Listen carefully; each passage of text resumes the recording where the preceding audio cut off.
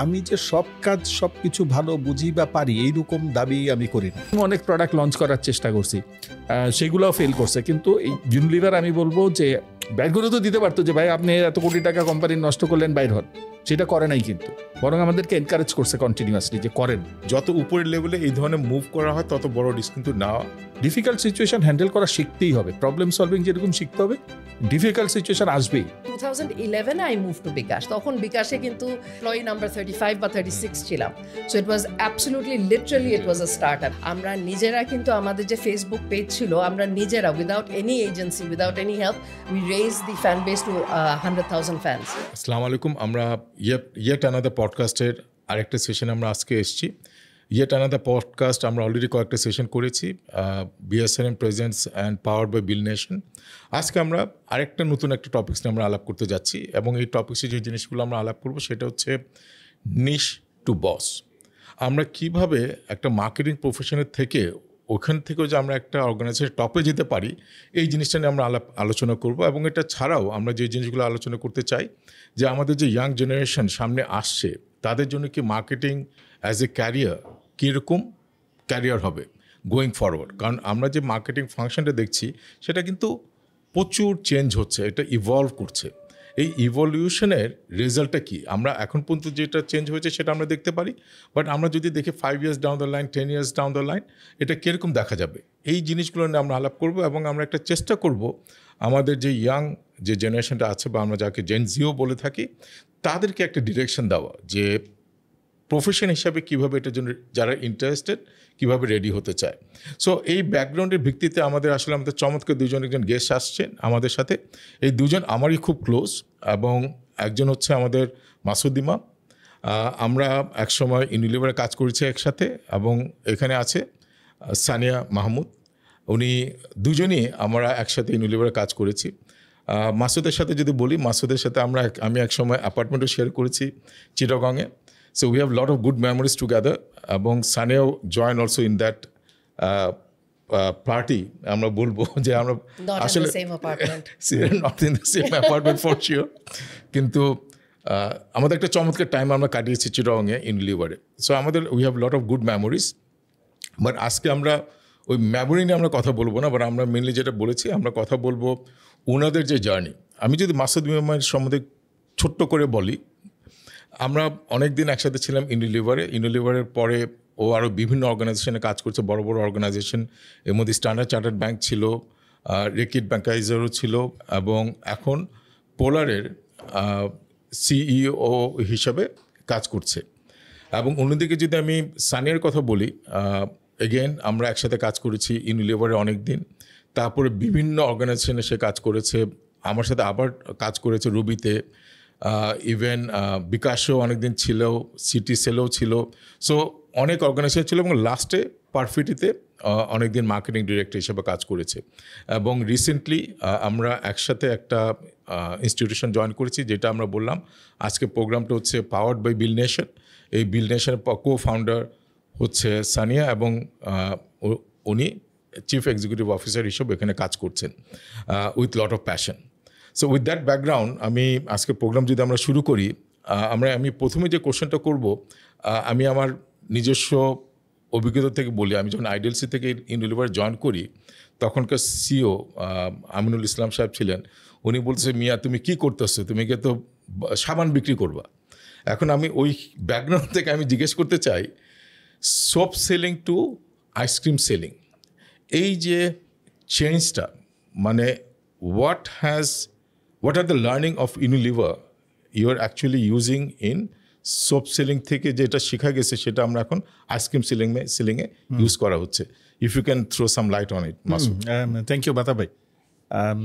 Like মাতা ভাই shed, আমরা একসাথে অনেকদিন কাজ করেছি। মাতা ভাইয়ের প্রশ্নে ডাইরেক্টলি যাওয়ার আগে আমি 2-3টা জিনিসের কথা একটু বলতে চাই।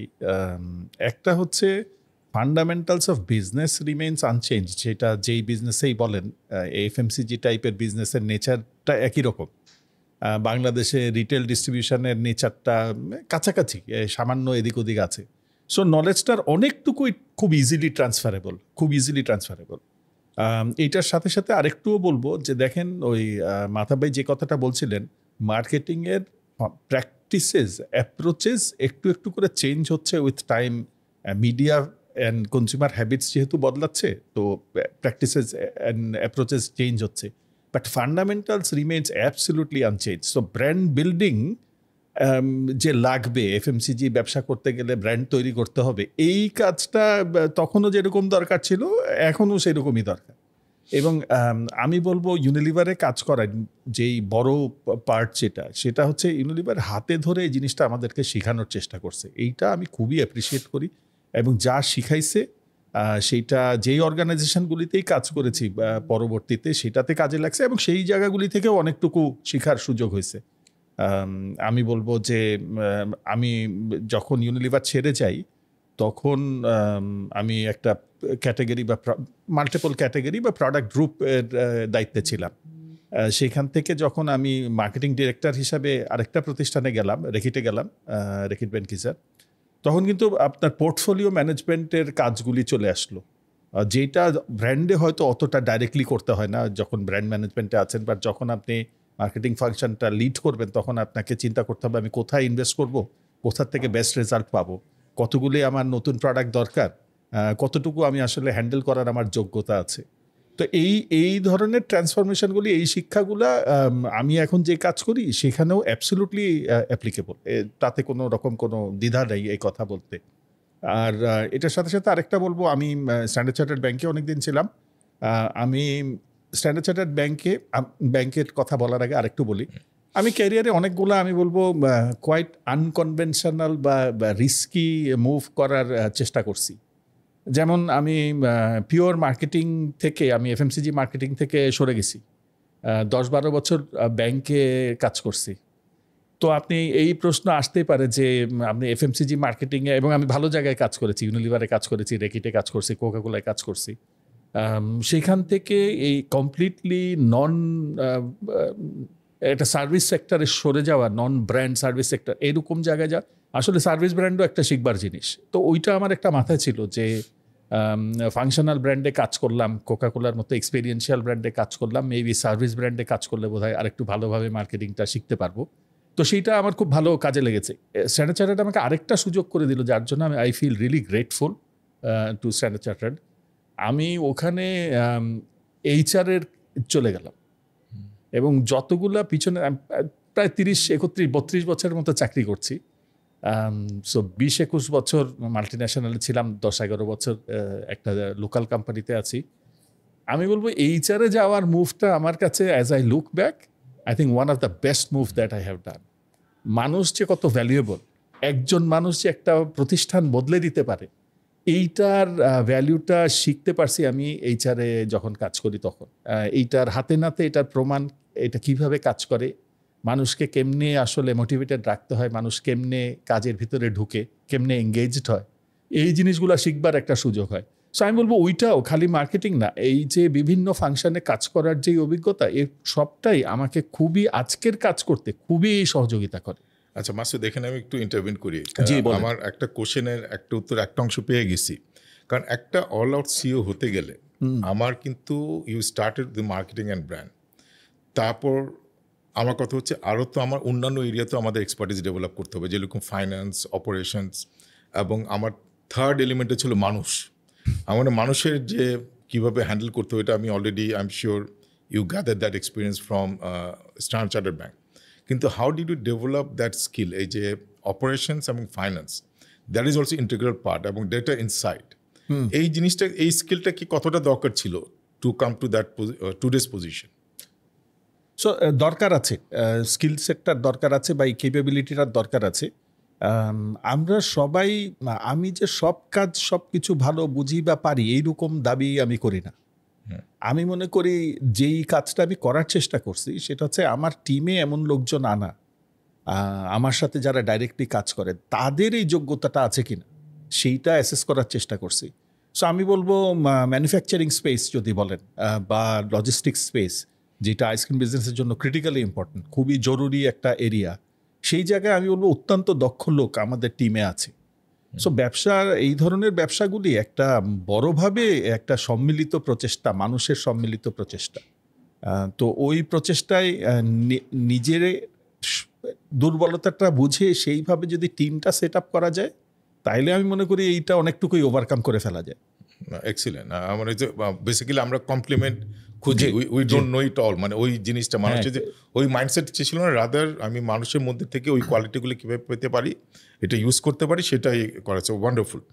এখন সানিয়া, তুমি তো শুধু ব্র্যান্ড মার্কেটিং না, তুমি ইন্ডাস্ট্রিও বড়োভাবে চেঞ্জ করছো মাসুদের মতো। মাসুদ ওয়েন্ট টু ব্যাংক, তুমি you came to technology like telecom বিজনেসে, এবং ভালো সিরিসেল রবি মিলে একটা বড় সময়, এবং bKash was the first start up, যেটা আমরা বলবো চমৎকার পারফরমেন্স, তোমার ব্র্যান্ডিংয়ে তোমার প্রচুর কন্ট্রিবিউশন ছিল। এখন তোমার কোশ্চেন আমার, তোমার একটা প্যাশন আছে স্কিল ডেভেলপমেন্ট এবং এডুকেশন, যে জন্য তুমি আইবিএতে পড়াচ্ছ, ব্র্যাকেও পড়ানো হয়েছে। তোমার জার্নিটা যদি একটু ব্রিফলি এক্সপ্লেন করো, how did it help to become a CEO from so many positions you hold over a period of time? Thank you মাতা ভাই। প্রথম হচ্ছে যে প্রফেশনাল ক্যারিয়ারের পিছনে কিন্তু একটা পার্সোনাল ক্যারিয়ারও ছিল। হ্যাঁ, since I was 16 I actually taught at school. আমি রেডিয়েন্ট ইন্টারন্যাশনাল স্কুলে পড়াতাম আফটার মাই ও লেভেলস। তো ওখানে কিন্তু হ্যাঁ, ওইটা আমার হয়তো আমার প্রোফাইলে আসে না, এটা এক। তারপর দ্বিতীয়ত হচ্ছে আমি তারপরে ওয়েন আই ওয়াজ আমার ইন্টারমিডিয়েটের পরে আমি কিন্তু আলিয়ান্স ফ্রান্সেসে ফ্রেঞ্চও পড়িয়েছি। So I use to teach French also. I use to work as a librarian দের। এটাও হয়তো আমার প্রফেশনাল প্রোফাইলে অত বেশি আসে না। তারপরে তো আইবিএ থেকে পড়াশোনা করে পাশ করলাম, পাশ করে ইন্টার্নশিপও করেছি ইউনিলিভারে। লিভার ব্রাদার্স তখন ছিল কালুরঘাটের। তো লিভার ব্রাদার্সের ইন্টার্নশিপ করে I was also recruited as a management trainee তখন মার্কেটিংয়ে, এবং সেখানে 2-3 বছর চাকরি করা ওখানে কালুরঘাটে। আই থিঙ্ক এগুলা কিন্তু সবই this were very good learning experiences. কেন আমার এই কালুরঘাটে কিন্তু আমি যখন লিভার ব্রাদার্সে কাজ করতে যাই, I was a single unmarried women in a city which was relatively conservative এখনও। হ্যাঁ, তো এখানে কিন্তু অনেক কিছু তখন কিন্তু অনেক কিছু শিখেছি, এবং সেটা আমি বলবো that my time there also taught me the value of friendship, the value of colleagues, the value of the culture of the organization. অনেক কিছু শিখেছি ওখান থেকে। কিন্তু আমি আবার রেকেটে গেলাম। তো Reckitt was very similar. If I look back upon my career, Unilever and Reckitt কিন্তু ভেরি সিমিলার ইন নেচার। একটু কালচারাল ডিএনএতে একটু ডিফারেন্স হয়তো ছিল। আর ইউনিলিভারে যেটা again as Masud also said, I am very grateful, for ever grateful, কারণ আমরা কিন্তু তখনও বলতাম যে লিভার ব্রাদার্স কিন্তু is the brand university of Bangladesh. তো ব্র্যান্ড মার্কেটিংয়ের যদি শেখার কিছু হয়, then if the best place to learn it is at Lever Brothers, যেটা এখন ইউনিলিভার। তো ওখানে যেটা I think for us we were very fortunate to have had that opportunity ব্র্যান্ডসের। এবং আমি আরেকটা জিনিস এখানে বলতে চাই যে তখন আমাদের দিস ইজ mid-90s, হ্যাঁ, mid-90s টু late 90s, আমরা কিন্তু ব্র্যান্ড মার্কেটিং হাতে কলমে যে শিখেছি, not only that, we also learn nowadays marketing is much more about creating an advertisement. হ্যাঁ, আমরা we see a very superficial view of marketing. কীরকম যে আমরা একটু হয়তো কন্টেন্ট বানাই, অ্যাডভার্টাইজিং করি, we see a lot of the glamorous part of it. কিন্তু আমরা যখন মার্কেটিং শিখেছি, we did consumer research, we tried to identify trends, we made products, we developed products, pricing দেখতাম, all the 4 P's or 7 P's of marketing, whatever, ওগুলা কিন্তু সব করার আমাদের সুযোগ হয়েছিল। হ্যাঁ, so I think we really had a solid foundation. Right. And both in Unilever and Reckitt. তারপর রেকেটের পরে I had a short stint at Square Toiletries. তারপরে অ্যাকচুয়ালি আমি অ্যাক্টেলে জয়েন করি 2004-এ। And that was the beginning of my telco experience. তো আমার 8-9 বছর ছিল এফএমসিজিতে, প্রথম 8-9 বছর। তারপর অ্যাক্টেলে আসি। Aktel was in many ways very very different. হ্যাঁ, প্রথমত তো ইট ওয়াজ সার্ভিস ইন্ডাস্ট্রি। দ্বিতীয়ত the culture was very different. হ্যাঁ, মানে from multinational culture of Reckitt and Unilever coming in to Aktel. স্কোয়ারে যেহেতু শর্ট ডিউরেশন ছিলাম, ওটার অত ইম্প্যাক্ট হয়তো বেশি বুঝি নাই বা হয়নি। But তো অ্যাক্টেলের culture was very different. Malaysian joint venture with a local AK Khan group. Internal culture was very different. Service, telco service. But what I saw is it was a rapidly changing industry এবং very fast moving. So what আমরা যখন আপনি জানবেন যে product development যখন একটা FMCG কোম্পানিতে করি, product development takes anywhere from 6 months to 2 years। Stability test করতে হয়, প্রোডাক্ট ফর্মুলেশন করতে হয়, এই সেই। আমরা কিন্তু একটেলে থাকতেন। when I joined in 2004, Banglalink was just knocking at the door. So Banglalink came in 2005 এবং তখন কিন্তু almost every single day we were launching a product. So we were extremely nimble, we were extremely agile, we were very fast, and fast not only rolling out the product, কারণ আমাদের কিন্তু মিডনাইটে product testing হতো, UAT যেটা বলে, হ্যাঁ, user acceptance test and product testing হতো। সেটা কিন্তু মিডনাইটের পরের দিন সকালবেলায় কিন্তু আমরা লঞ্চ করে দিতাম। In the mean time we had to be ready with communication material, যে আমাদের প্রেসে কি যাবে, কম্পিটিটিভ কি অনস্লট হতে পারে তার বিরুদ্ধে। You know we had like we were thinking 2-3 steps ahead। তো ওখানে কিন্তু আই বিলিভ দ্যাট টেলকোতে যখন এসছি, that is what I learned speed. I think the speed and the fact that it is possible. এবং সেখানে আমি অ্যাক্টেলে ছিলাম 2 বছর, তারপর সিটিসেলে যাই, সিটিসেলে প্রায় 4.5 বছর ছিলাম, sorry 3.5 বছর। Then I came back to Actel and then oversaw the entire Actel to Robi rebranding exercise. So that happened in 2010. So 2010-এ, তারপর 2011-এ I moved to বিকাশ। তখন বিকাশে কিন্তু আমি কিন্তু 35 না, এমপ্লয়ি নাম্বার 35 বা 36 ছিলাম। So it was absolutely literally it was a startup. It was a very small organization. আমরা ছোট একটা apartment, we were working out of an apartment, and I am grateful for that experience because it was just absolutely wonderful. হ্যাঁ, and ওখানে কিন্তু স্টার্টআপের যে কালচারটা ছিল, it was like a family. Everybody was doing everything, and that also, of course, it was a completely new industry. So এখানে অনেক education, মানে কনজিউমারকে educate করার অনেক ব্যাপার ছিল, হ্যাঁ। So that was a huge challenge, and but with that I think the greatest fun that I had, because we were extremely experimental. আমরা অনেক কিছু করেছি, whether it was very creative in terms of communication, the mediums that we used, the way we marketed, not to go the conventional way. আমরা নিজেরা কিন্তু আমাদের যে Facebook page ছিল, আমরা নিজেরা without any agency, without any help, we raised the fan base to 100,000 fans. So that was, and we did it from the company itself. So egula kintu were great learnings. Arekta jinish, I'm sorry, I'll just go back a little bit to my Reckitt days, my second job jeta chilo. So, and this is my journey into becoming CEO as well. The fact that I had so many varied experiences. So Masood actually joined as the marketing director there when I was senior brand manager. No, I was a product group manager. So, and I don't know if we've actually introduced ourselves on camera as husband and wife. ওটা পরে ওটা, okay. That was supposed to come as a surprise. Oh, shoot. No, because that was instrumental, because at Reckitt I was there for 4 years, but 2 years at Reckitt was actually in supply chain. Because Masood joined as the marketing director, I had to get out of marketing. Right. So Shekhate, I moved to supply chain. And to this day, I think that was also one of the most valuable lessons in my career. তখন কি সাবদার ভাই বস ছিল না? No, yes, he did come in as a boss.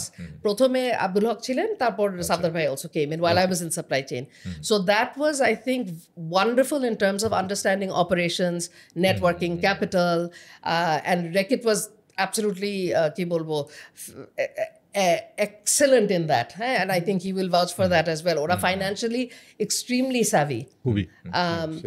So okhane kintu I learned really cutting edge supply chain almost, je how to slash lead times and things like that. So operational excellence kintu ami okhan theke শিখেছি। Excellent. না, এখানে আমি বলবো যে দুইটা জায়গা থেকে যদি আমি একটা সামারি করি, এই এতক্ষণে যেটা আলাপ করা হলো, রিস্ক টেকিং ক্যাপাসিটি, মানে both of you took risk many Times.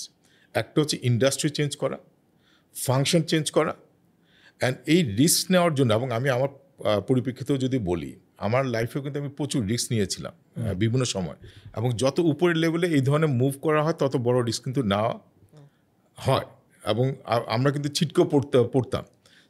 এটা দেখা যাচ্ছে যে one of the quality, I think আমাদের তিনজনের কেসে অ্যাপ্লিকেবল, সেটা হচ্ছে বিভিন্ন সময় আমরা ক্যারিয়ার বড় ধরনের রিস্ক নিয়েছি, ওইটার জন্য কিন্তু আজকে আমরা ট্রান্সফর্ম হয়ে এই পর্যায়ে আসতে পেরেছি। আমার এটা একটা ইন্টারেস্টিং পয়েন্ট আমরা নিতে পারি এই ডিসকাশন থেকে।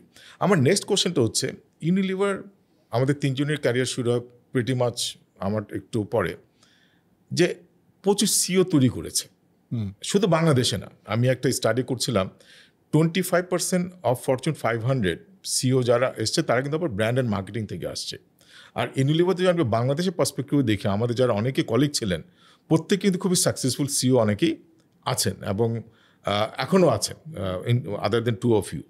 সো আমার কথা হচ্ছে, হোয়াট এক্স্যাক্ট মানে learning which helped Unilever managers or Unilever management trainees to turn out to be very successful CEO?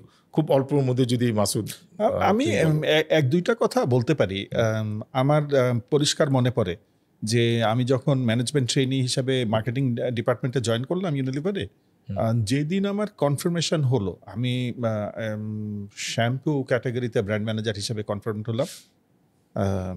Confirm হওয়ার পরে ওখানে যিনি মার্কেটিং হেড ছিলেন তিনি আমাকে ওই ব্র্যান্ডের P&Lটা দিলেন, দিয়ে বললেন এইটার নাম হচ্ছে টপ লাইন, এটাকে বলে সেলস রেভিনিউ, আর এইটার নাম হচ্ছে বটম লাইন, এইটার নাম হচ্ছে প্রফিট। তুমি কেমনে ডেলিভার করবে এটা তুমি জানো।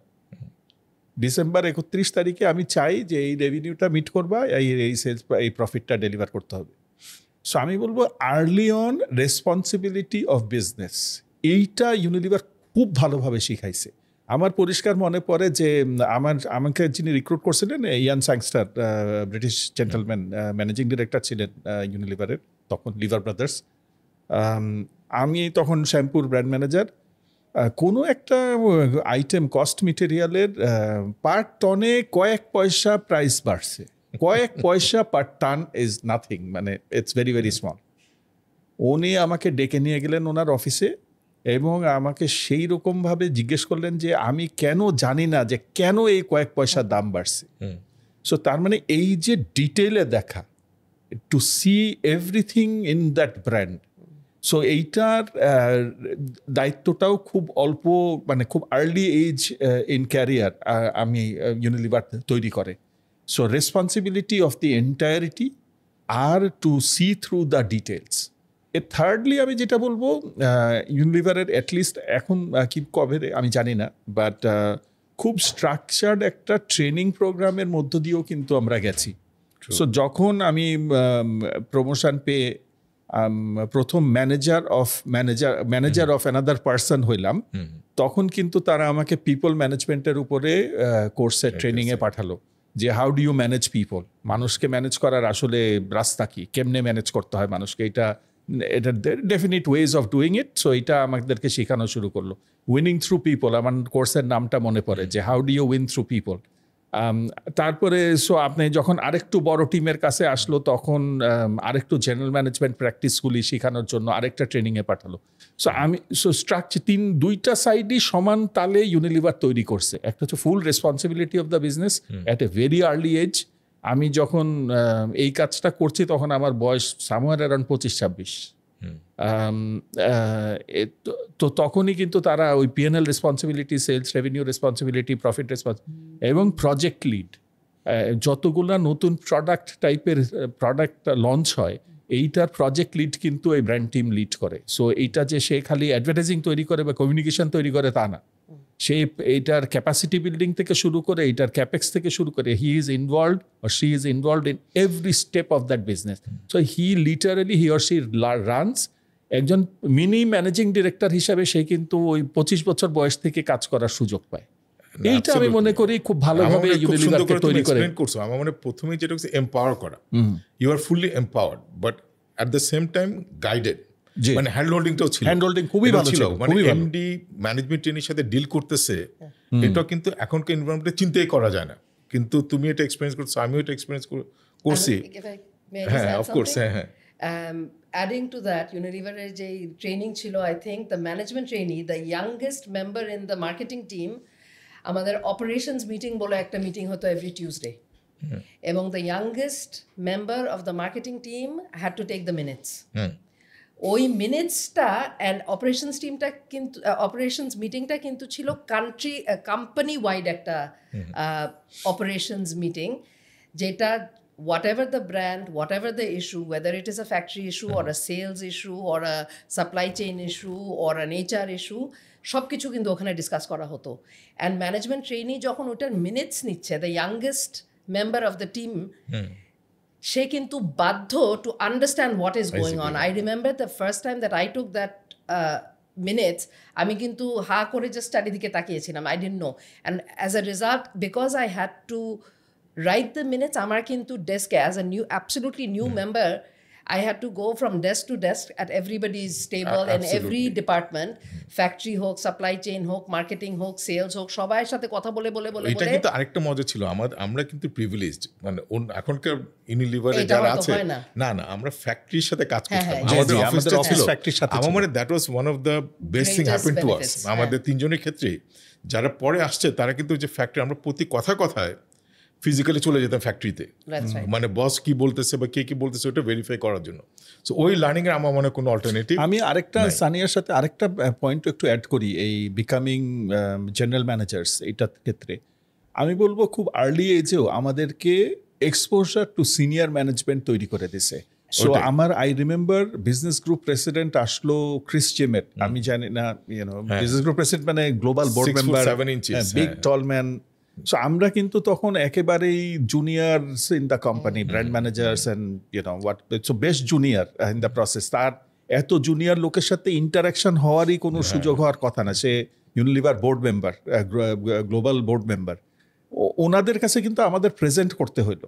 সো সিনিয়র মানুষজন কি দেখে, কেমনে কথা বলে, কি শুনতে চায়, কিসের এক্সপ্লেনেশন চায়, কি কনসিস্টেন্সি চেক করে, কি দেখে বুঝে যে এই কাজটা হচ্ছে ভালো বা এই ছেলেটা বা এই মেয়েটা ভালো করতে পারবে, এই জিনিসটার এক্সপোজার খুব আর্লি ডেজ থেকে কিন্তু ইউনিলিভার আমাদেরকে দিছিল। ওইটাও আরেকটা খুব বড় মানে ডেভেলপমেন্ট অ্যাঙ্গেল থেকে খুবই বড় একটা কাজ। অবশ্যই আমি একটু কোশ্চেনটা একটু অন্যদিকে নিয়ে যাই। একটা হচ্ছে উই আন্ডারস্ট্যান্ড অল দিস, এখন কথা হচ্ছে যে ব্র্যান্ড অ্যান্ড মার্কেটিং ডেভেলপমেন্ট, ওইখান থেকে now both of your role আর অ্যাজ এ ইনস্টিটিউশন ডেভেলপমেন্ট, এটা কিন্তু ক্লিয়ার ট্রানজিশন। এখন in your point of view বা নিজের অভিজ্ঞতার পরিপ্রেক্ষিতে, what are the few things which help you to develop the institution that you have develop today? এটার মধ্যে আবার আমি বলবো যে পার্টিকুলারলি যে মাইন্ডসেটের একটা ব্যাপার থাকে, তারপর যে ট্রান্সফরমেশনাল জার্নির একটা ব্যাপার থাকে, এই অ্যাঙ্গেল থেকে যদি both of you share 2-3 bullet points, কোন জিনিসগুলো হেল্প করেছে marketing and brand development to institution development? I think I'm relatively new to this job as a general manager.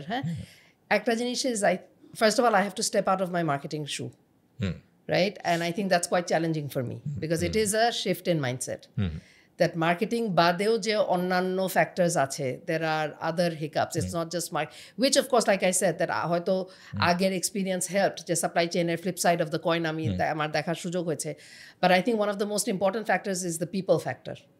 হ্যাঁ, যে we are dealing with people, এবং সেটা কিন্তু at the top you see much more, that how everybody reacts and different. And it's not just functions, they are individuals as well. And আমাদের ক্ষেত্রে তো it's a small startup, so we get to see them very intimately, right? তো আমরা অনেক কিছু শুনি। I think ওখানে একটা there's a great learning, and I'm still learning. So what to take, what not to take, what to reject, what how much of it will you actually absorb and not. So I think that's a great point for me. Absolutely. If I may add, একটা জিনিস আমি add করতে পারি সানিয়ার সাথে, Sania is also driven by lot of passion.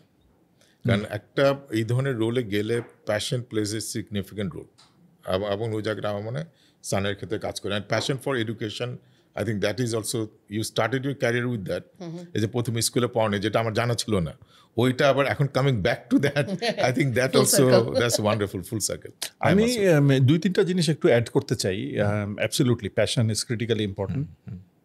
বড় organisation, sufficiently large institution বিল্ডিংয়ের ক্ষেত্রে আমি মনে করি একটু লঙ্গার টার্ম ভিশন এবং গোল সেট করা, যে আমি এখানে যাই পৌঁছতে চাই, টু ড্রিম অ্যাবাউট ইট, যে এবং ড্রিমটা একটু আনরিয়ালিস্টিকই হোক, বেশি রিয়েলিস্টিক হলে আর সেটা ড্রিম হয় না। সো একটু ক্রেজি টাইপের, যে আমি এই জায়গায় যাই পৌঁছাবো, আমার অফিসটা এরকম হবে, আমার ফ্যাক্টরিটা এরকম হবে, আমার টিম মেম্বারগুলি এইরকম এম্পাওয়ার্ড ডিসিশন মেকারস হবে, তারা নিজেদের মতো চলতে পারবে। আমি 2-3টা শব্দ খুব ইউজ করি, যে strong independent manager.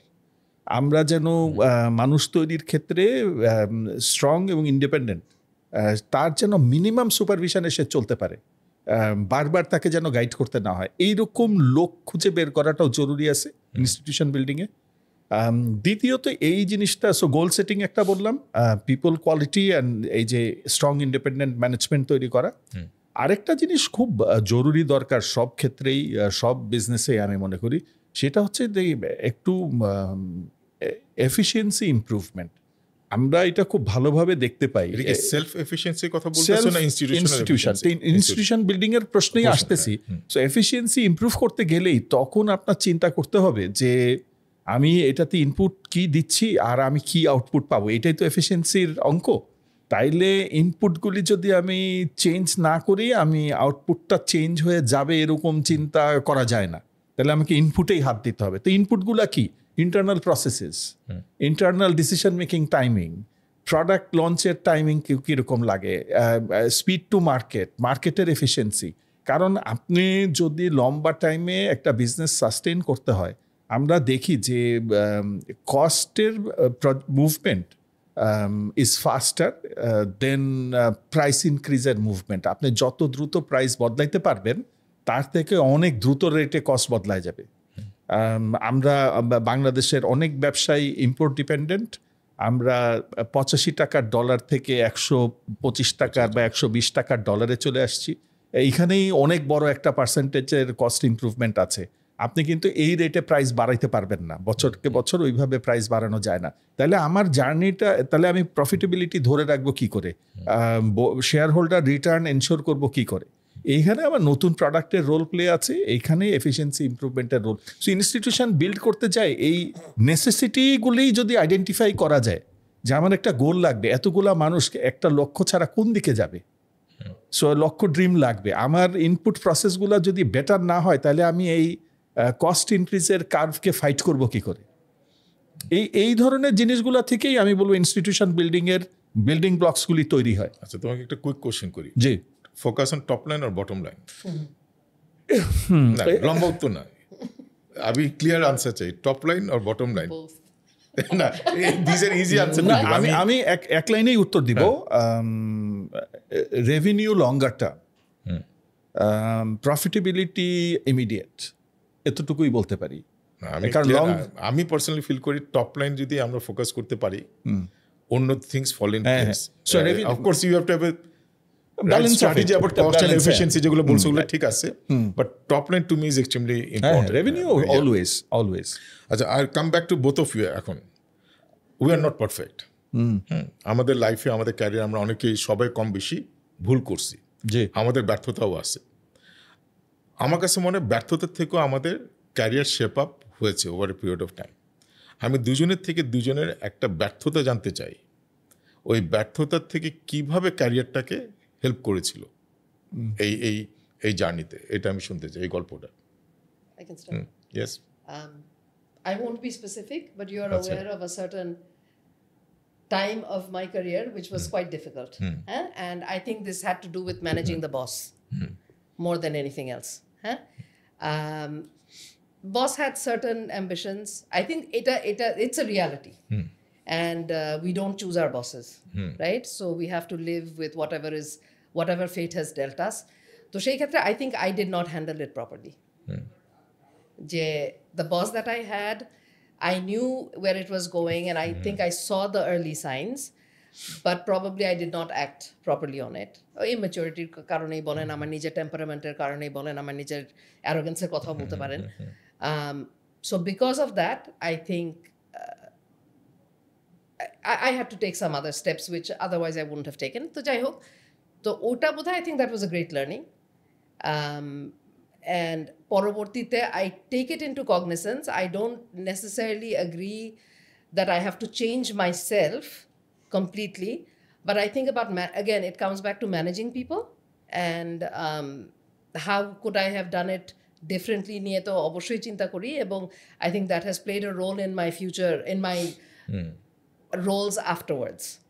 that Excellent. how to deal with Bosses. people. I think it's one of the toughest thing that everyone goes through. I think এমন কেউ বলতে পারবে না যে প্রত্যেকের বস সবাই ভালো ছিল। সো এনিওয়ে মাসুদ, আমি এই জায়গা থেকে শুরু করে আমার ইয়েতে যাই। আমি কনটেক্সটটা একটু বদলাই এবং একটু গল্পই বলতে চাই। আমি 90-এর পরে জন্ম এরকম অনেক মানুষের সিভি দেখি, অনেক মানুষ এই এজ ব্র্যাকেটের মানুষ রিক্রুট করার আমার সুযোগ হয়। একটা জিনিস অনেক দ্রুত দেখি যে তারা খুব দ্রুত একটা রোলে বেশি দিন থাকার টেন্ডেন্সিটা একটু কমে আসছে রিসেন্ট টাইমে। তা আমি এই অঙ্কটা অনেকের সাথে আলাপ করছি, আমি অঙ্কটা একটু বলতে চাই। সো আমরা রাফলি আবার 25 বছর বয়সে চাকরি শুরু করি এবং 60 বছর বয়স পর্যন্ত কাজ করি। সো আপনি যদি প্রতি 2 বছরে একটা চাকরি বদলানোর চিন্তা করেন তাহলে 17.5টা চাকরি বদলাইতে হবে। তো হুইচ ওন্ট হ্যাপেন বিকজ আপনার একটা বয়সের একটা এজ ব্র্যাকেট পার হওয়ার পরে এই 2 বছর পর পর আপনি আর মুভ করতেই পারবেন না। আরেকটা আপনি যদি 5 বছর পর পর বদলান তাহলে একটা 7টা চাকরি বদলাইতে হবে। আমি প্রাইভেট সেক্টরের কথা বলছি, নট এনি আদার স্পেসেস। আপনি যদি 7 বছর পর পর বদলান তাহলে 5টা, তাইলে যদি 10 বছর পর পর বদলান, এই 3-4টা লোকের এন্ড পয়েন্ট স্যালারি যদি আপনি চিন্তা করেন যে as they were exiting their careers at about the age of 60 বছর বয়সে তখন যারা রিটায়ারমেন্টে যাচ্ছে, কার হাইয়েস্ট এন্ড পয়েন্ট স্যালারি হবে, এই জিনিসটা একটু আপনারা মাথায় নেন। ক্যারিয়ার একটা লম্বা জার্নি। সো আমি এই কথাটা এখানে বলছি এই কারণে যে বস তো 7টা আপনি 35 বছরের জার্নিতে 5টা বসও যদি পরে 50-50 রেশিওতেও 2.5টা বস খারাপ পড়বে, এটা হতেই পারে। সো আমাদের সেলফ ম্যানেজ করার দরকার আছে, নিজেদেরকে ম্যানেজ করার দরকার আছে। ডিফিকাল্ট সিচুয়েশন হ্যান্ডেল করা শিখতেই হবে, প্রবলেম সলভিং যেরকম শিখতে হবে, ডিফিকাল্ট সিচুয়েশন আসবেই, এইটা হ্যান্ডেল করা শিখতে হবে। এইটার পরে আমি আমার উত্তরটায় যাই, যে প্রশ্নটা মাথাব ভাই করছিলেন যে ফেলিয়ার কি। প্রোডাক্ট রিলেটেড ফেলিয়ারের কোন সীমা পরিসীমা নাই। যত লঞ্চ করছি এটার বেশিরভাগ অংশই তো আমি মনে করি পিছনের দিকে তাকাইলে ফেল করছে। বাট এই রিস্ক টেকিং বিহেভিয়ার থাকতেই হবে। এইটা যদি আপনি একটা ফেল করলো দেখে যদি আমি আর দ্বিতীয় প্রোডাক্ট লঞ্চে আগ্রহী না হইতাম, তাইলে কিন্তু কোথাও এই সামনের দিকে আগানোর কোনো সুযোগ নেই। তাহলে আমাকে এই রিস্কটা নিতে হবে। ফেল করার কেন ফেল করলাম সেটা একটু ভালোভাবে দেখতে হবে, সেখান থেকে একটু শিখতে পারলে ওইটা ভালোই কাজে লাগে। সো এবং আমি যেই সব প্রতিষ্ঠানে কাজ করছি তাদের প্রতি কৃতজ্ঞতা জানাই যে কমপ্লিটলি ক্রেজি আইডিয়াও তারা সাপোর্ট করছে। আচ্ছা করে দেখো। আমার মনে পড়ে আমি ফেয়ার অ্যান্ড লাভলি হ্যান্ডেল করতাম একসময় ইউনিলিভারে স্কিন কেয়ার পোর্টফোলিও। আমরা একটা বড় প্যাক লঞ্চ করার কথা চিন্তা করতেছিলাম। হ্যাবিট, ইউসেজ, প্রাইস সব কিছু মিলায় হয়তো এই প্যাকটা ইররেলেভেন্ট বা রং থিঙ্কিং ছিল, কিন্তু ইউনিলিভার কিন্তু আমাদেরকে বলছে যে আমাকে বলছে যে আচ্ছা ঠিক আছে করে দেখো। এবং করে দেখো মানে কিন্তু এটা পিছনে ইনভেস্টমেন্ট আছে, এটা করতে এটা এমনি হয় না, এটা বিনা পয়সায় হয় না। সো কোটি কোটি না হলেও কি ব্যাপক পরিমাণ অর্থ বিনিয়োগ করতে হয় তৈরি এইরকম ধরনের জিনিস, রিস্ক টেকিং।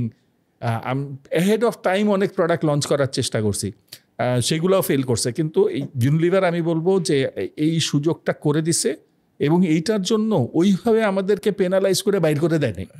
বাইর করে তো দিতে পারতো যে ভাই আপনি এত কোটি টাকা কোম্পানি নষ্ট করলেন, বাইর হন, সেটা করে নাই। কিন্তু বরং আমাদেরকে এনকারেজ করছে কন্টিনিউয়াসলি যে করেন, নতুন কিছু করেন, নতুন জিনিস ট্রাই করেন। এইটা খুবই অ্যাপ্রিসিয়েট করার মতো।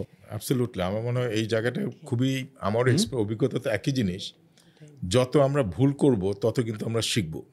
এই রিকগনিশনটা যত একটা অর্গানাইজেশন না এনকারেজ করবে, ওই অর্গানাইজেশন কখনই টপে যেতে পারবে না। সো আমার মনে কনসিস্টেন্ট মেসেজ আসছে। আর সানিয়ার ক্ষেত্রেও আমার আমার 2টা ডিফিকাল্ট বস পাইছি, একটাকে ম্যানেজ করতে পারছি, একটাকে ম্যানেজ করতে পারি নাই। সো আমার মনে হয় boss management is a great learning. এখানে আমাদের শিখতে হবে সাকসেসফুল ক্যারিয়ারের জন্য, এটা ক্লিয়ারলি চলে আসতেছে। তারপরে আমি যেটা বলবো যে এখন আমরা একটু ফিউচারের দিকে যাই। মার্কেটিং ফাংশন অনেক ইভলভ করতেছে এবং সামনে আরও হবে এবং এটা প্রসেসটা আরও ফাস্টার হবে। যদিও মাসুদ প্রথম থেকে বলছিল যে কিছু ফান্ডামেন্টালস একই থাকে, বাট ওই এখন যদি অনেক গ্র্যাজুয়েটকে জিজ্ঞাসা করা হয় তারা ব্র্যান্ড অ্যান্ড মার্কেটিং সম্বন্ধে কী বুঝে, তারা বলবে কিছু রিল, কিছু সোশ্যাল মিডিয়া পোস্ট, কিছু hashtag, that is to them. এটা আমি এখন বলছি কারণ আজকে সকালে একটা সেশনে বাংলাদেশ সিকিউরিটি এক্সচেঞ্জ কমিশনে বলে যে বাংলাদেশি ইনভেস্টরদের এত কঠিন অবস্থা, একজন এসে জিজ্ঞাসা করতে এখানে কি সিকিউরিটি সাপ্লাই দেওয়া হয় কিনা। হ্যাঁ, সো অনেকটা এরকম হচ্ছে মার্কেটিং যে আন্ডারস্ট্যান্ডিং অফ ইয়াং গ্র্যাজুয়েটস, ওদেরকে আমরা কিভাবে বুঝাবো যে ফিউচারে যে মার্কেটিংটা আসতেছে it will be different than what they see today. এই অ্যাঙ্গেলটা যদি একটু নিয়ে আসা যায় যে basically I am asking you future of marketing বা ব্র্যান্ডটা কী হবে, মানে to encourage this young generation to understand it and also show interest for it. আমি 2-3টা জিনিসের কথা একটু করে বলি। একটা হচ্ছে আমি মনে করি নিজেদের কথাটা শুনতে কীরকম শোনা যাবে জানি না, অ্যান্টেনাটা শার্প রাখা, আসলে পৃথিবীতে কি হচ্ছে এটার ব্যাপারে ভালো মতো নলেজেবল হওয়া। ডেইলি আমি তো মনে করি 1 থেকে 2 ঘন্টা আসলে পড়ার চেষ্টা করা, পৃথিবীতে কি হচ্ছে কি জানার দরকার। এমন ধরনের ইমোশন ব্র্যান্ডকে এফেক্ট করে যেটা কল্পনাও করা যায় নাই আগে। আমরা পৃথিবীর কারেন্ট যেই সব বড় বড় সিচুয়েশন দেখছি সেখানে দেখছি ব্র্যান্ডগুলি বড়ভাবে এফেক্টেড হচ্ছে। ব্র্যান্ড হিউম্যান ইমোশন মানুষকে কিভাবে ব্র্যান্ডকে এফেক্ট করতে পারে সেটা বাংলাদেশে আমরা রিসেন্ট টাইমে খুব ভালোভাবে দেখেছি। সো আমি বলবো এই জিনিসটা বুঝতে পারা যে আসলে কি হচ্ছে পৃথিবীতে এবং সেটা আমাকে কতটুকু ইম্প্যাক্ট করতে পারে বা আমার ব্র্যান্ডকে কতটুকু ইম্প্যাক্ট করতে পারে। আমরা রাইজ অফ এআই দেখছি, AI into product design, AI into communication, AI into everything. এইটা so am I adapting to the current? So মার্কেটিংয়ের একটা বড় কাজ কি, ride the wave, ride the current wave. ব্র্যান্ডটা যেন কারেন্ট যে টাইম, এই টাইমটার উপরে রাইড করতে পারে, এইটা সওয়ার হইতে পারে। টাইমটাকে যদি একটা গোড়া মনে করেন, কারেন্ট টাইমটা, এই কারেন্ট টাইমটার উপরে ব্র্যান্ডটা বসতে পারতে হবে। সো ব্র্যান্ডটার বয়স যেন না বাড়ে, ব্র্যান্ডটা যেই জায়গায় আছে ওই জায়গাতে যেন আমরা ধরে রাখতে পারি বা ওই রাইডটা করতে পারি। তাহলে আপনার কারেন্ট সিচুয়েশন জানার একটা ব্যাপক পরিমাণে আগ্রহ থাকতে হবে, যেই কারণে আমি মনে করি পড়া লাগবেই। আমি পার্সোনালি এই কাজটা সকালবেলা করার চেষ্টা করি অফিস যাওয়ার আগে, এবং আমি কিন্তু বিজনেস বা এই ধরনের জিনিস পড়ি না, ঠিক ম্যানেজমেন্টের বই পড়ি না। আমার যেসব সাবজেক্ট ম্যাটারে ইন্টারেস্ট আছে আমি কিন্তু ওইগুলাই পড়ি। সো ওইখানে থেকেই আমি অনেকটুকু কারেন্ট ট্রেন্ড সেন্স করে ফেলি যে আমার যেই জিনিসে ধরেন ইন্টারেস্ট আছে সেইটা আসলে কিভাবে এফেক্টেড হচ্ছে বাই দ্য কারেন্ট টাইম, সেই এফেক্টটা বোঝার চেষ্টা করি।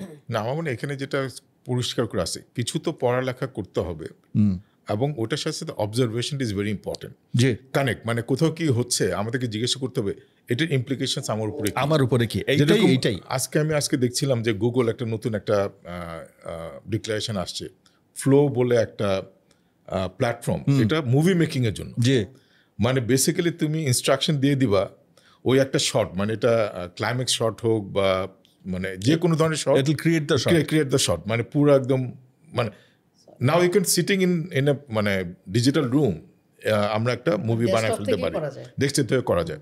সো এই ধরনের চেঞ্জ আসতেছে। আমি নেক্সট করবো সানিয়াকে,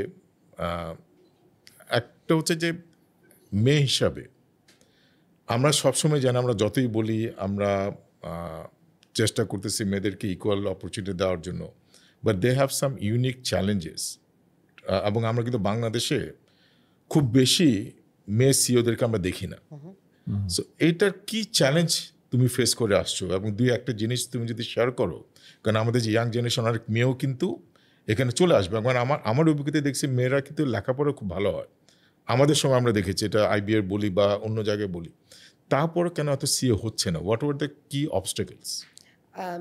মাতা ভাই, I think for me I was very fortunate যে আমি যেসব কোম্পানিতে কাজ করেছি অত বেশি রেজিস্ট্যান্স ফেস করিনি। হ্যাঁ, নট নোয়িংলি, আচ্ছা, in the sense that even Lever ব্রাদার্সে যখন জয়েন করি I was probably the second or third woman in management. হ্যাঁ, খুবই কম, তার মধ্যে 1-2 আবার তারপরেও ঝরে যায়। অনেক ক্ষেত্রে যেটা হয়, organizations are very new to having a woman in the organization. So they don't know what they don't know about women or having a woman in the organization. তো অনেক ক্ষেত্রে কিন্তু আমাদের we have to ask for what we need. We have to ask for what we want. হ্যাঁ, আমার যেরকম, আমি liver ব্রাদার্সের একটা ছোট উদাহরণ দিই। ভেরি পার্সোনাল একটা জিনিস। সেটা হচ্ছে আমি নামাজ পড়ি, সো আমি নামাজ পড়ার জায়গা ছিল না মেয়েদের জন্য। একটা ফ্যাক্টরিতে একটা মসজিদ ছিল যেখানে পুরুষরা যে নামাজ পড়তে পারতো এবং হয়তো নিজেদের জায়গা মতো যারা নামাজ পড়ে জানামাজ বিছিয়ে পড়তে পারতো। And it's we had open office spaces at that time. কিন্তু মহিলারা তো ওখানে অ্যাকচুয়ালি একদম ওপেন স্পেসে আমি তো নামাজ পড়তে পারতাম না। তো তখন যখন আমি আমাদের HR ডিরেক্টরের কাছে গেলাম, আবদুল্লাহ ভাইয়ের কাছে, he fell from the sky. It never struck him that a woman might need a space to pray, right? So তখন যেটা হয়েছে, and he was absolutely willing. And he did it for me. সেখানে সিঁড়িতে যেখানে landing, ওখানে আবার একটা partition দিয়ে আলাদা করে একটা জানামাজের কার্পেটের ব্যবস্থা করে দিয়েছে। The fact that it never struck them. So it's not only about discriminating against the women, but they don't even know. It's ignorance.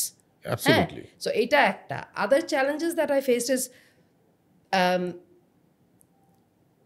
I think when you go out within the organization, it's safe. That you know, because organizational লোকজনও আপনাকে চেনে, প্রথম দিকে হয়তো একটু resistance থাকে। It's very difficult to break the ice because when you're a woman and there are all these men there who are buddies and chums and smoking buddies, 2 minute পর বারান্দায় যায় সিগারেট করছে, they're taking decisions and discussions over there. It's hard to break that wall, but once you've broken it, you can be a part of the gang. ঠিক আছে, এটা আরেকটা barrier. আরেকটা barrier হচ্ছে once you go out, and I'm talking about 30 years ago, remember that also. Even এখনো বোধহয় it's also true that many men outside don't take you too seriously, or they don't think you're intellectually capable. And so I think they automatically undermine your intelligence. They automatically start যেটা আমরা বলি mansplaining or microaggressions থাকে, that আপনি তো কিছু জানেন না, বা at least maybe not in so many words. So that's quite insulting, that's undermining. So এইগুলা কিন্তু we constantly face, এবং কিছু, and up to a certain extent you have to grow a thick skin. তো মানে এক কান দিয়ে ঢুকে আরেক কান দিয়ে বের করে দিতে হবে। এই মাইন্ডসেটটা মনে হয় একদম ইভেন টপ লেভেলেও থাকে। আমি দেখেছি যে এই জিনিসটা, এটা শুধু যে আমরা বলছি যে বাইরের বা অশিক্ষিত লোক এটা করতেছে সেটা না, অনেক শিক্ষিত মানুষদেরকে আমি, লিডারদেরকে আমি দেখেছি যে এই ধরনের মেয়েদের প্রতি এই ধরনের একটা অ্যাটিটিউড শো করা, which is so unfortunate. এবং so if I could just come back to the question, which was that we see very few women in the CEO role. Etaও কিন্তু true, and maybe he can also add to the statistic that as women, when we enter the workforce, it's a good mix of men and women. But as we progress through our career, and women also progress through their life journey, a life cycle, let's say we get married, then we have children. Right. The truth of the matter is that that responsibility falls upon the woman, the family, the children. In most cases, I would say 99% of the cases in Bangladesh, সেখানে কিন্তু today I actually look out more about বাসাতে কি রান্না হচ্ছে, কি বাজার করা হলো, কাজের লোকরা আছে কিনা, বাচ্চারা ঠিকমতো স্কুলে গেল কিনা, টিফিন দেওয়া হলো কিনা, পড়াশোনা করছে কিনা. That responsibility is almost squarely on my shoulders. Absolutely. So that's a second job that I have to perform. Now, as I grow through or as I go up the corporate ladder, আমার কিন্তু তখন I'm having to juggle. এবং the truth of the matter is we are more emotionally invested in those things at home. Even if the man ঠিক আছে, কিন্তু unfortunate পার্টটা হচ্ছে, আমি যদি একটু ভ্যালু অ্যাড করি, এটা প্রত্যেকটা মেয়েদেরই এই একটা জার্নিতে যেতে হয়। বাট আমিও, যেটা আমার অবজারভেশন, এই জার্নিটাতে কিন্তু add lot of values when you come back to the work.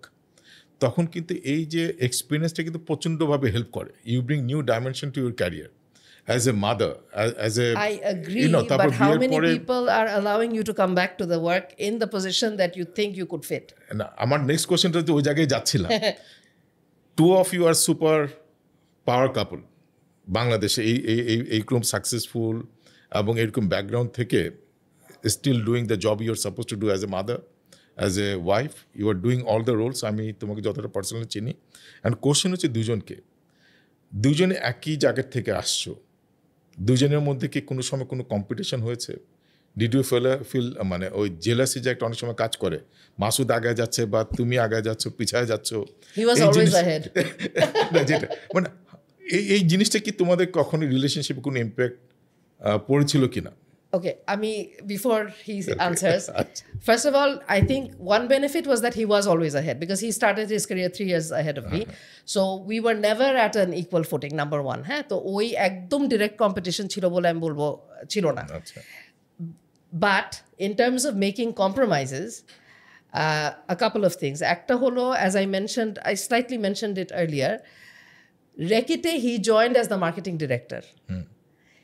আমি কিন্তু মার্কেটিংয়ে ছিলাম.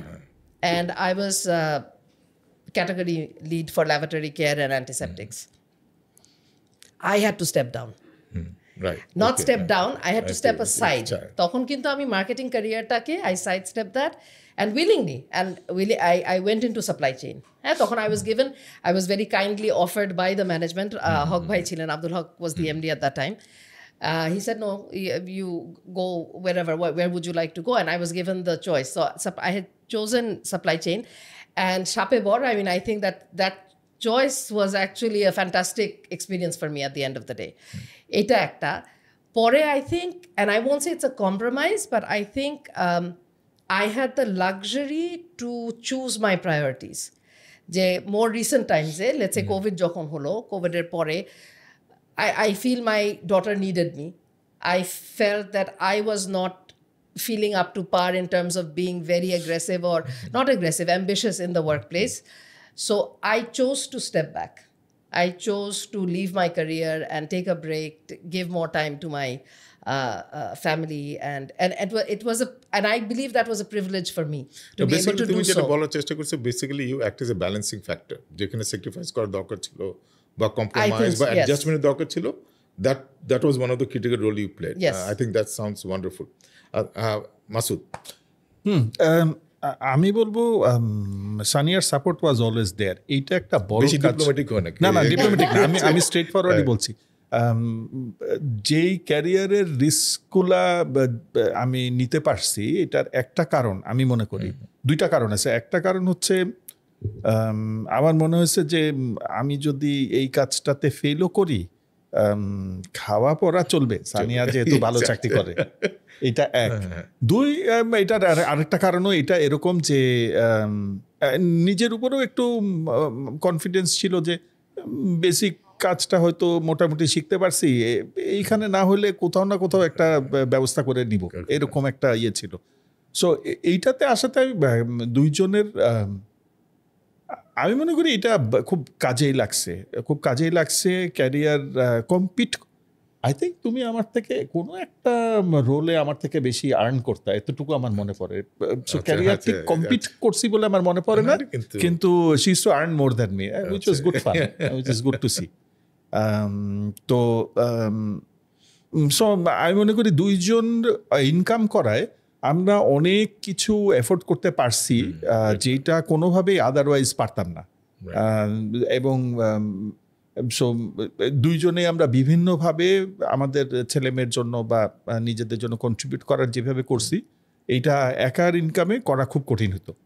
সো ফান্ডামেন্টালি যেটা শুনতে পারতেছি, ইউ কমপ্লিমেন্টেড ইচ আদার, মানে আমরা একজন ফান্ডামেন্টাল কোনো চ্যালেঞ্জ হয়নি, বাট বটম লাইনে যেটা বোঝা যাচ্ছে যে মানে আমাদের ক্ষেত্রে একই জিনিস হয়, মেয়েরা end up adjusting bit more than men. এটা I think it's a fair thing too. You know, for the not to rub anyone the wrong way, but I think it's a biological thing as well. Absolutely, right? absolutely. So I think female instinct বলেন into whatever it is, you know. না, ওই জিনিসটা as long as husband recognize that, I think that's perfectly all right. আর মুশকিলটা হয় যে অনেক রিলেশনশিপে ওই husband the other side ওই রিকগনাইজটা না করলে সমস্যাটা শুরু হয়. ইয়েস মাসুদ. আমি একটা জিনিস একটু অ্যাড করতে চাই, অ্যান্ড আপনি ফিমেল ইন লিডারশিপের কথা বলছিলেন. আমি একটা জিনিস সবার জন্যই বলতেছি যে I think I understand that they have a different perspective. এইটা আগে রিকগনাইজ করার দরকার. সো আমরা যারা এফএমসিজি টাইপের প্রোডাক্ট বেচি বা এই ধরনের কাজের সাথে যুক্ত আছি, আমাদের একটা বড় target group is housewife. They are decision makers for many of the businesses that আমরা এই ধরনের ব্যবসা যেগুলিতে আছি, তার রিপ্রেজেন্টেশন বোর্ডরুমে বা মার্কেটিং টিমের কাছে বা বিজনেসের যারা স্ট্র্যাটেজিক ওয়ে ফরওয়ার্ড দেখে, সামনের দিকে ব্যবসাটা কেমনে যাবে, তার পার্সপেক্টিভটার অ্যাবসেন্স আসলে ব্যবসার জন্য খুব ভালো জিনিস না। আমি এটা সানিয়ার সাথে অনেক সময় আমরা ঘরের কাজের আলাপ অলমোস্ট করি না। আমি কি কাজ করি সে জানে না, সে কি কাজ করে আমি অতটা জানি না বা জানতে আমি অত চাইও না। আমি এমনি সানিয়ার কথা, এটা is absolutely valid. I kind of leave like a guest. I live in a guest house, so বাসা কেমনে চলে আই হ্যাভ নো ক্লু। তেমন হোম ম্যানেজমেন্টও পুরোপুরি সানিয়া পুরাইটাই বাসা ম্যানেজ করে। তো আমি যেটা বলতেছিলাম যে সানিয়া আমাকে অনেকবারই বলছে যে why don't you look at the women's perspective in this. So আমি এই জিনিসটা আমার মাথায় নিজস্বভাবে অতটা ছিল না। আমি মনে করি সানি আমাকে এই ইনপুটটা খুব বড়ভাবে দিছে যে the women's perspective could be different and it's worth while listening to it, because আমরা তার কাছে যাই, তার কাছে বিক্রি করার চেষ্টা করি, সে আমার কনজিউমার। না, এটা definitely I fully agree with that. Even বিল নেশন আমরা ওই জিনিসটা ফোকাস করার চেষ্টা করছি। মার্কেট আছে কিনা সেটা secondary issue, but we try to bring that element. Last কোশ্চেনটা আমি একটা জিনিস অ্যাড করতে চাই two what he said about women in the workplace also. Brand management-এ in my দীর্ঘ brand management-এ, let's say 25 years, I've always seen, almost without a doubt, that women understand brands much better. Men understand the numerics, the financials, the numbers and everything, distribution numbers and market share numbers and permutation combination, এগুলো অনেক ভালো বুঝে। But actual emotional nuances যেগুলা, এটা কিন্তু by far women are superior. So brand management এর ক্ষেত্রে, marketing এর ক্ষেত্রে কিন্তু I think that's very important. Excellent point. BSRM presents yet another podcast powered by Bill Nation. আমরা প্রায় শেষ পর্যায়ে চলে এসেছি। আমার এখন নেক্সট কোশ্চেনটা হচ্ছে দুজন থেকে আমি শুনতে চাই। আমরা প্রচুর রিসার্চ হচ্ছে জেন জি নিয়ে, এবং employers are not comfortable working with them. আবার তাদের বিহেভিয়ার প্রত্যেকে স্ট্রাগল করছে। আমি যেখানেই যাচ্ছি তারা এই স্ট্রাগল করতেছে এবং বিভিন্ন অ্যাঙ্গেল আসছে। এখন যে জার্নি তোমরা করে আসছো, তোমাদের অ্যাজ এ এমপ্লয়ার তোমাদের এক্সপিরিয়েন্স কি জেন জিদের সাথে, এবং তোমরা কি অ্যাডভাইস দিবা তাদেরকে যে তোমাদের মতো সাকসেসফুল যদি হতে হয় বা তোমাদের চেয়েও বেশি সাকসেসফুল যদি হতে হয়, জেন জিরা কীভাবে প্রিপারেশন নেবে? Interesting question. আমি 2-3টা জিনিসের কথা বলি। একটা হচ্ছে ডেডিকেট টাইম। আমি 1-2টা ছোট এক্সাম্পল দিয়ে কথাটা বলতে চাই। যখন ম্যানেজমেন্ট ট্রেনিং বা ব্র্যান্ড ম্যানেজমেন্টে কাজ করছি, ধরেন আপনার প্যাকেজিং প্রিন্ট হচ্ছে, প্রিন্টারের ওই রাত্রে 12টার সময় এটা প্রিন্ট প্রুফে যাবে। আমি দিনের পর দিন প্রিন্টারের প্রিন্টিং শপে রাত্রে 12টা 1টা 2টা পর্যন্ত থাকছি। এবং আমি বলছি না রাত্রে 12টা 1টা পর্যন্ত থাকার জন্য, আমি বলছি আপনি আসলে সবগুলা এলিমেন্টের ভিতরে ঢুকছেন কিনা সাফিসিয়েন্ট ডিটেলে, লাস্ট পয়েন্ট পর্যন্ত বুঝতেছেন কিনা। যদি বুঝে যান ইটস ফাইন, এবং ওইটার সাথে কানেক্টেড থাকা। সো এইটা করতে গেলে কিছু টাইম ডেডিকেট করার দরকার। টাইম ডেডিকেশনটা খুব জরুরি, এটা ছাড়া এই কাজটা করা যায় না। কোনো স্পেসিফিক কাজের কথা মিট করতে চাচ্ছ না? আমি অনেক সময় দেখি, আপনি বলছিলেন যে have you spend time in the factory, এই প্রোডাক্ট আসলে কেমনে তৈরি হয়, এটা নুয়ান্সেস কি, এটার ডিটেলস কি, এটা কোন জায়গায় ফেল করে কোন জায়গায় সাকসেসফুল হয়, ইত্যাদি ইত্যাদি। সো স্পেন্ডিং টাইম, অলদো আপনি may not be manufacturing executive, আপনি হয়তো মার্কেটিংয়ের প্রফেশনাল, কিন্তু আপনার আসলে জানার দরকার যে অন্যের কাজটা কি। যতই অন্যের কাজটা বুঝতে পারবেন, তত ভালোই আসলে আপনি আপনার ক্যারিয়ারে আপনার প্রফেশনে ভালো করবেন। তাহলে অন্যের কাজটা বুঝতে গেলে টাইম ডেডিকেট করার দরকার। এইটা একটা জিনিস আমি মনে করি। আরেকটা হচ্ছে while it's absolutely great to be socially connected and socially mobile, এইটা যেন it should not drown you. You should have a view of your own. অবজারভেশনের কথা মাহতাব ভাই একটু করে বলেছে। রিসার্চ অ্যান্ড অবজারভেশন, এই দুইটার ব্যালেন্সটা যেন ডিসিশন মেকিং বা ভিউতে রিফ্লেক্টেড হয়। সো অবজারভেশন করতে গেলে কিন্তু আপনাকে আপনার চারিদিকটা ভালো মতো ওয়াকিবহাল হইতে হবে, চারিদিক সম্পর্কে জানতে হবে, নাহলে অবজার্ভ করতে পারবেন না। অবজারভেশনটা মিনিংফুল হবে না। অবজারভেশন করা যাবে কিন্তু মিনিংফুল হবে না। সো এই দুইটা জিনিসের কথা আমি বলবো, যে ডেডিকেট টাইম, আরেকটা হচ্ছে অবজার্ভ কেয়ারফুলি। হ্যাঁ, মানে অবজার্ভ কেয়ারফুলি। এবং তোমার কথা যেটা বেরোয় আসছে যে মানে জেন জিদের একটা জিনিস ঘরে বসে এক জায়গায় বসে সবকিছু করা, মানে it may not be a desk research. এটা ও এখন ঘর থেকে বের হতে হবে, রিয়েল লাইফটাকে অবজার্ভ করতে হবে, সেটা ফ্যাক্টরি হোক কনজিউমার হোক, যেটা জি। মানে এটা আমার Distribution হোক। ডিস্ট্রিবিউশন হোক, সো ফিজিক্যালি ওটা এক্সপিরিয়েন্স না করা পর্যন্ত they can't deliver what they are expect to deliver. Sania? One thing that I believe is we lead by example. So Gen Z যখন এক অফিসে আসে তখন কিন্তু they do observe what's going on and they will pick up and they will take advantage of it, as is human nature. So I think একে হচ্ছে we have to lead by example and be the role model that we want them to be. Number one. Number two হচ্ছে we also have to give them a structure. ওরা কিন্তু যে background থেকে এসছে might be very different from ours. So we need to actually tell them, I think what this country lacks is role models, right? And management বলেন, যে কোনো sphere-এই বলেন, we need to provide that structure, we need to provide the role model. এটা একটা। আরেকটা জিনিস also kind of related to Masood was saying about reading and staying aware, and I was giving this example or this advice to my students also just the other day. Please read the newspaper. The newspaper, not online, because online is very biased. It will make you more biased because the network is following you and you have Absolutely, cookies yeah. following you, only biasing you more and more into your beliefs and telling you what you say and what you want to believe, right? When you read the physical newspaper, you actually see the headlines which are neutral, which is important current events, irrespective of belief. Of course, there are newspapers who are biased as well. But the fact is, just read the headlines, understand what the trends are, irrespective of what your own preferences and your interests are. Because you really need to know what's going on. So I think that's another thing, that ora jodi pore, then I think they'll get a better idea. Just the newspaper, ar kichu na, no big management books or anything like that, but ota janle they'll know which way the world is going, or trends gula tara they can identify. And they have to,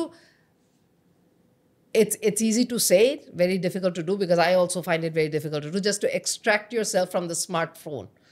Everything, your life is not on the smartphone, right? So Absolutely. না, excellent. আমার মনে হয় আমরা আজকে শেষের দিকে চলে আসছি। It is going to one of the best episode আমার মতে। এটা আমি কারণটা বলছি কয়েকটা, আমি যদি খুব সিম্পল বলতে কি পয়েন্ট বা টেকআউটগুলো এখান থেকে নেই।